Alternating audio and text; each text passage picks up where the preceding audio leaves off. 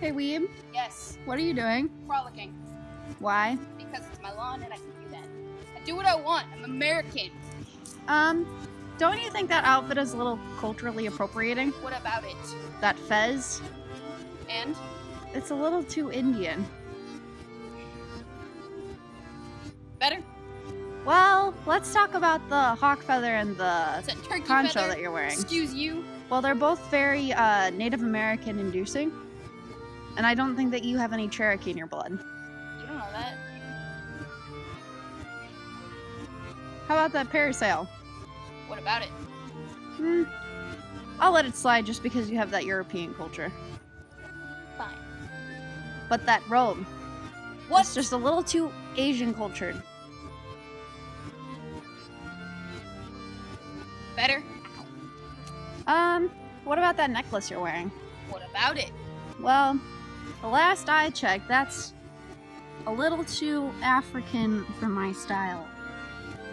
You don't have a style. You're white. I'm at least 1/16th Navajo on my adopted mother's side. Well, I hate to say it to you, but that's not actually a part of your blood if it's adopted. Is it better? No. Wait, Weebo!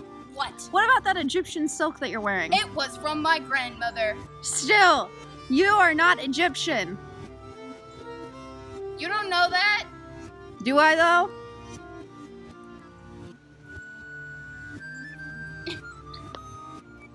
You're enjoying this way too much. Maybe, but that would be sexist of me. But wait. Hang on. What about that top? What about my top? Why don't you tell me, what culture is that from? China. Are you Chinese? No.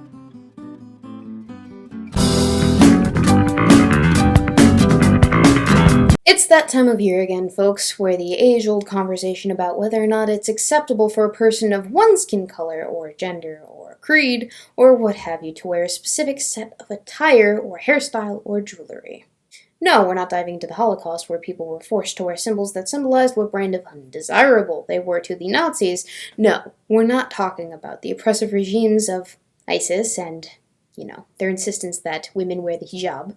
We're not even talking about when the Bible called for the stoning of people who were wearing mixed fabrics. The horror, right? No, we are talking about cultural appropriation. If you've ever been to a Halloween party, then you're most likely familiar with cultural appropriation, even if you didn't know it at the time. What is cultural appropriation? Cultural appropriation is basically when you take something from a culture that you don't belong to, such as a Native American headdress, Coachella, and use it outside of that cultural context, usually without understanding its cultural significance and oftentimes changing its original meaning. Now, it's Halloween, after all, and people are up in arms over certain groups donning certain groups' other perceived own cultural phenomena. Toddlers throwing tantrums that someone came along and decided to play with the exact same toy that they are also playing with. For whatever reason, they're not playing with that toy in the correct way, despite there being plenty of that specific toy to go around. No, that one kid with the one toy is so much of an issue that no one else can ever play with said toy ever again because it's the 12th deadly sin, and that's just how it is. No discussion of cultural appropriation would ever be complete without examples that are completely asinine, so if you would allow me. Hoop earrings are my culture, not your trend, anonymous author says. Hoops are worn by minorities as symbols of resistance and strength. Think twice before you put them on. Hoop earrings. Those apparently belong to the Latinx persuasion of people. And remember, there's a distinction between Latinos and Latinxes. Latinos don't give a flying fuck and are the majority of that said culture. Latinx are a minority of the same group who give enough of a fuck to try to completely change the nature of the language and claim this round piece of metal is somehow unique to their culture. You see this? It's an earring. It goes in your ear. There's no actual use for it, other than maybe some convoluted symbolism that vastly differs from culture to culture, and perhaps even subtly so between different persons. That, or it's just for making fashion statements. That's literally all it's for. It's a tube of metal bent into a circle. So you ask, what about this design is so unique to the Latinx culture? Is it the fact that it's round? Because I think you'll find that the Britons popularized the concept of circular symbolism well before they knew Latinx existed. Let me introduce you to King Arthur and his Knights of the Round Table, for one. Now, is the concept of a hanging metal form from your ears, is that the issue? Because, honey, virtually every culture does that. Or is it simply the fact that it's a hoop that hangs from your ear? Because even then, you've got nothing on the ancient Greeks. During ancient times, there was an infinite array of jewelry forms that were produced in Greece. Beaded necklaces were often with gold decorative clasps with hoops and locks. Earrings were crafted in the form of hoops with animal heads such as a bull or lion. Boom! Example. Dated and everything. So who's culturally appropriating now? But maybe that's not good enough for you because of the hollow spheres and such that outline the hoop part.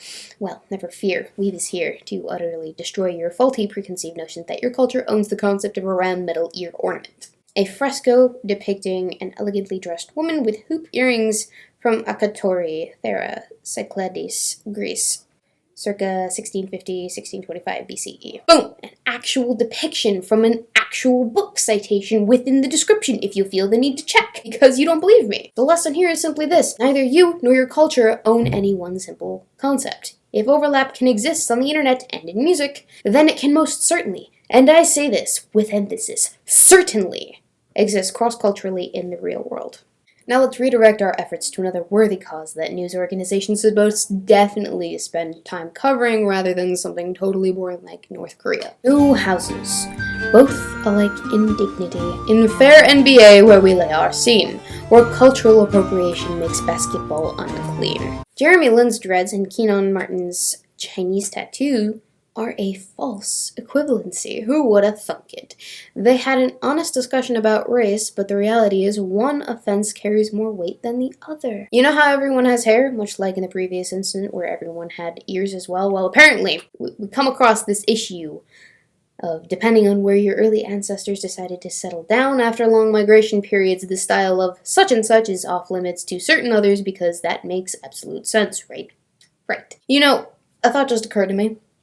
Aren't SJW types who advocate against cultural appropriation and such, aren't they supposed to be all about socialism and communism and sharing of things, letting people into countries and anti-ethnocentrism? Doesn't the idea that certain styles can only be enjoyed by certain groups of people go entirely against that concept? I mean, sharing is caring after all. I'm getting off topic though. So the issue here is that Lin, who's Asian, is sporting some sick dreads, which is an affront onto all black people, dread wearers and non-dread wearers alike. And then there's another issue here about Martin having Chinese tattoos tattooed onto his fucking arm. The tattoos, roughly, and I say very roughly because I'm learning ancient Greek, not Chinese, so step off each wits. A very simplified translation of these tattoos is suffer or suffer. Thank you, Google Translate. Although, I did ask around like the good info whore that I am. By the way, someone should make a spin-off of Alex Jones's InfoWars called InfoWhore. 10 out of 10 would watch. I shopped around for other translations, essentially, because that's how I do. One of those places was Quora, and it said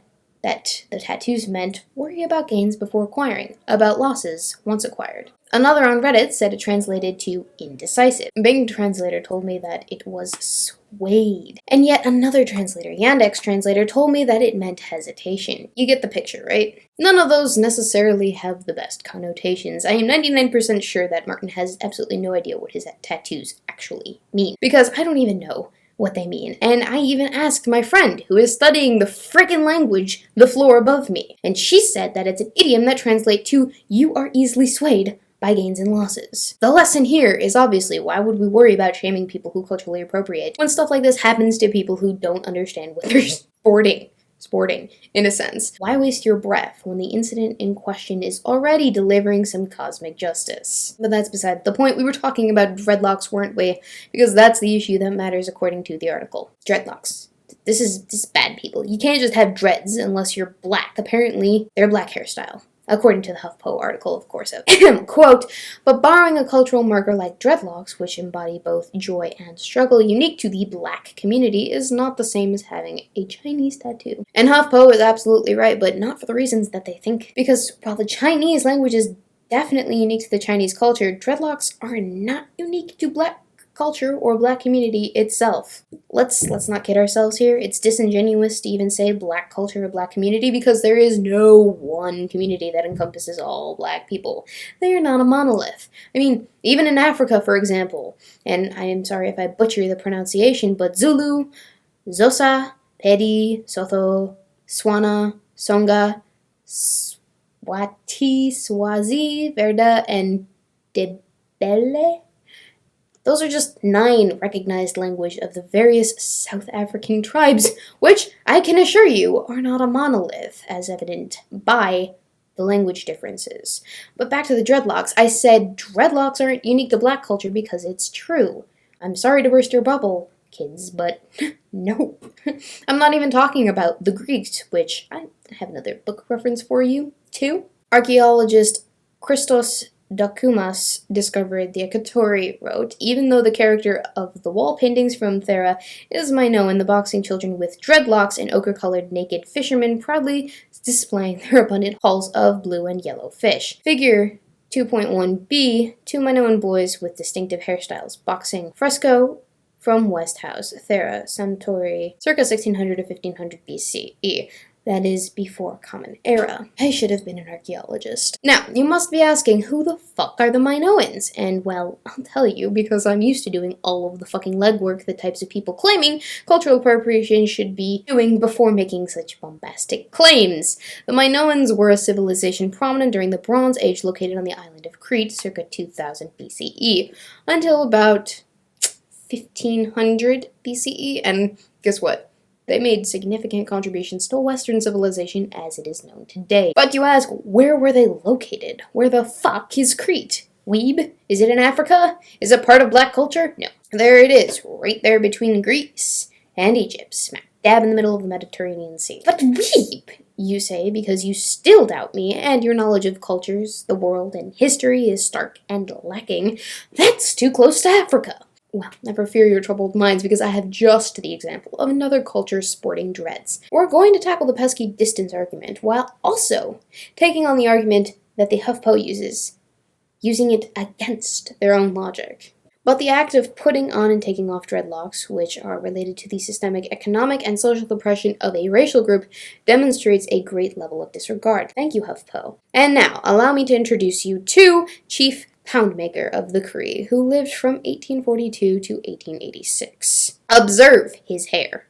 You want to argue that one of the most oppressed groups of people located in America, so a world away from Africa, that those people who are the super epic minority, if we're being honest, they win the gold in the Oppression Olympics, you want to accuse them of culturally appropriating from black people worse, you can be my guest. That would sure as hell be entertaining. Please, keep digging yourself a deeper and deeper intellectual hole to die in. Dreadlocks are a tried and tired condition that the least informed among us take great virtue in signaling about. However, the misconception that black people have some sort of indisputable claim on dreads is misguided at best and race-baiting at worst. Now let's take on an entirely different cultural phenomenon because I want every ethnicity to hate me. This would be where I insert an article example of white people's culture being appropriated from, but for some reason, there are no legit examples of that. Thank you, everyday feminism. So we'll move on to Asians. 5 things you may not have realized are cultural appropriation. You'll notice that putting chopsticks in your hair is a big no-no when you scroll all the way to the bottom. Don't ever let someone tell you that wearing chopsticks in your hair is a celebration of Asian culture because there isn't any tradition in Asian countries where you would wear chopsticks in your hair. There are hair sticks that are traditionally put in your hair, but that's not the same thing. It's not the same thing, apparently.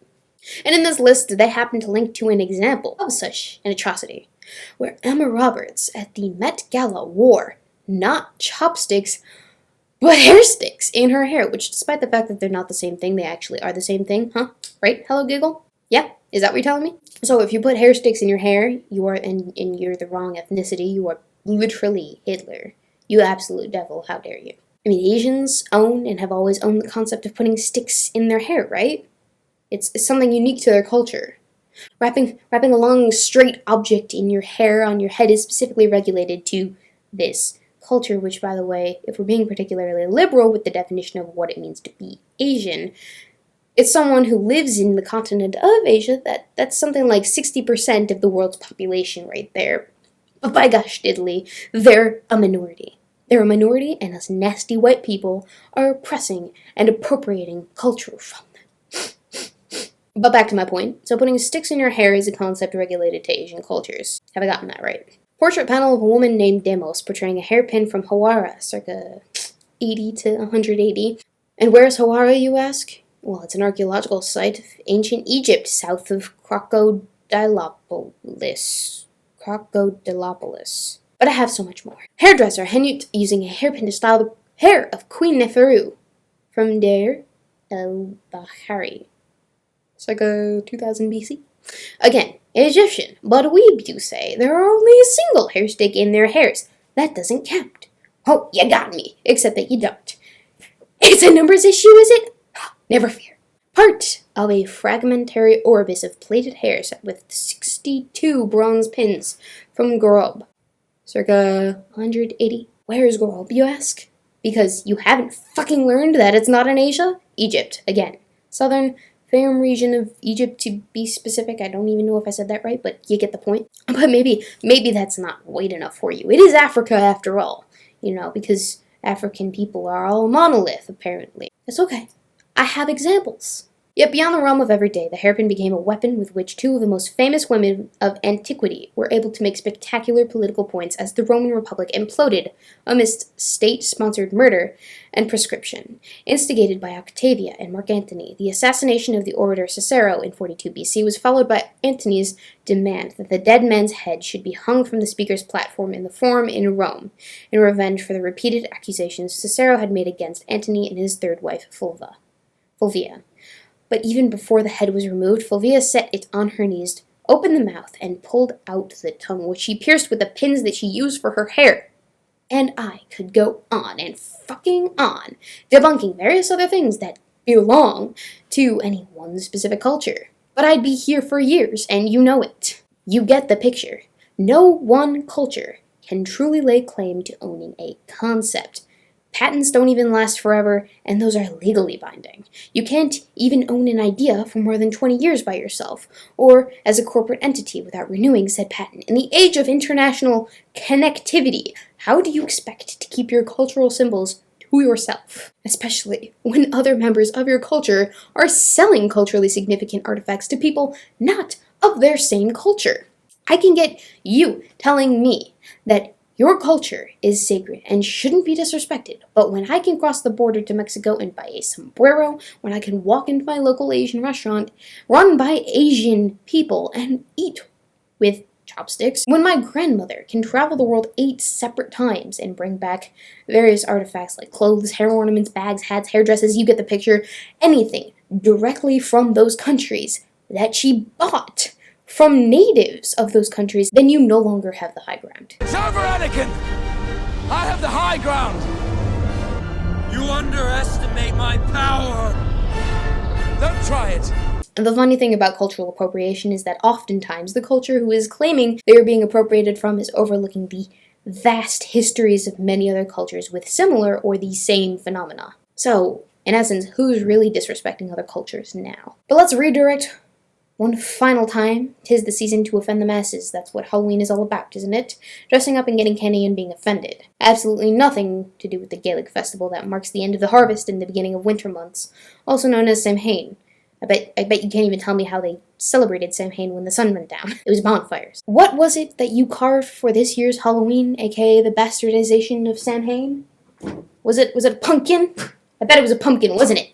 Yeah. Traditionally, they used turnips, you white devils. How dare you culturally appropriate and disrespect the Celts, you sick bastards. The lesson overall is that I don't give a rat's ass if you are offended or disturbed or scared or even uncomfortable by a Halloween costume. Any Halloween costume, that is. Because that, my friends, is the entire point of Halloween. Consider this. The Celts would light bonfires and wear costumes to ward off things. Specifically ghosts, but you know what? In current year, I suppose we can extend that to include humans as well. If you like my content and you wish to support me, please consider becoming a Patreon or maybe stopping on over to my Teespring store. We got a lot of cool merchandise over there that's mostly shit posting because that's all I'm about. If you like me, but not necessarily that much, you can also like, comment, subscribe, and share this video. I am now. Your butt is not a beautiful sight to see, though. Oh, I'm sorry. Do you want me to make it more attractive? But I can't do this. Hello, small child. How are you?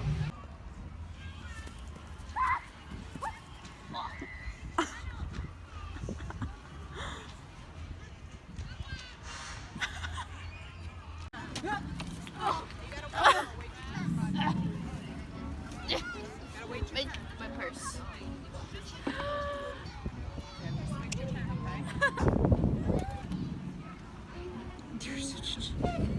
Excuse you. 4-year-old on the loose. Yep. Be warned. Look out for that video in a couple days. 4-year-old on the loose around a bunch of 4-year-olds. Where are we